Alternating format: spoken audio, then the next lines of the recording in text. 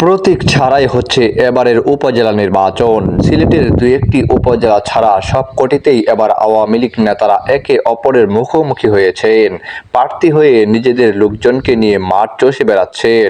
এতে করে আওয়ামী লীগের তৃণমূলের নেতারা বিভক্ত হয়ে পড়েছেন, কোথাও কোথাও হয়ে পড়েছেন মুখোমুখিও। এ নিয়ে দলের অন্তরে উত্তাপ উত্তেজনার কমতি নেই। তবে এই বিষয়টিকে গুরুত্ব দিচ্ছেন না সিলেট আওয়ামী লীগের শীর্ষ নেতারা।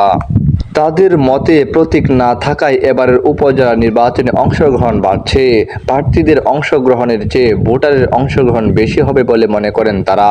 এছাড়া নির্বাচন নিয়ে কোথাও যদি দ্বন্দ্ব প্রকট হয়, সেটি পরবর্তীতে মীমাংসা করা যাবে। এই মুহূর্তে নির্বাচনকে বেশি প্রাধান্য দিচ্ছেন সিলেট আওয়ামী লীগের নেতারা, ফলে কোন্দলের বিষয়টিকে তারা মাথায় নিচ্ছেন না। অন্যদিকে নির্বাচনের পরিবেশ সৃষ্টিতে কোনো ধরনের গাফিলতি না করতে প্রশাসনকে নির্দেশ দিয়েছেন নির্বাচন কমিশনের কর্মকর্তারা।